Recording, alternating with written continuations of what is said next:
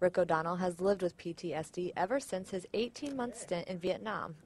That began when he was 17 years old.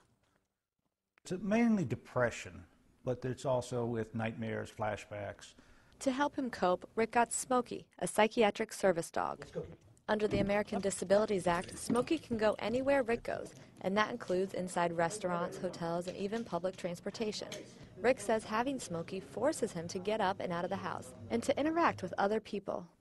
I don't know, it's kind of like protection, confidence, I'm not alone. The use of service dogs for psychiatric disabilities is new, but quickly gaining in popularity, especially among veterans. It's estimated that 1/3 of vets returning from war in Iraq or Afghanistan are suffering from PTSD, traumatic brain injury, or major depression. It's important to understand that these are injuries. It's like getting shot. It's a result of trauma on the battlefield. They give service members two things that they're absolutely ingrained to want, and that's a mission and a buddy.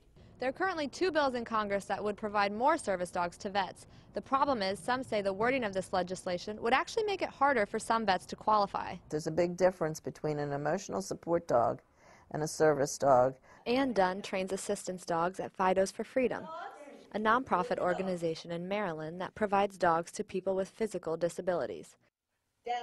She agrees with the legislative language that limits the use of dogs for emotional needs. The majority of our clients that need service dogs are either in wheelchairs, walkers, or counterbalancing. Has to be able to pick up things that they drop and bring it back to them. They also help them with dressing and undressing. But for vets like Rick, the companion aspect of the service dog is essential to coping with his illness. We're still different, but now with a dog, you're kind of like, you got a life partner. He doesn't care about PTSD, he just cares about taking me for a walk, and what he's going to eat. Right now, the bills have been referred to House Armed Services and Veterans Affairs Committees for review. Reporting from Washington, I'm Rachel Clater.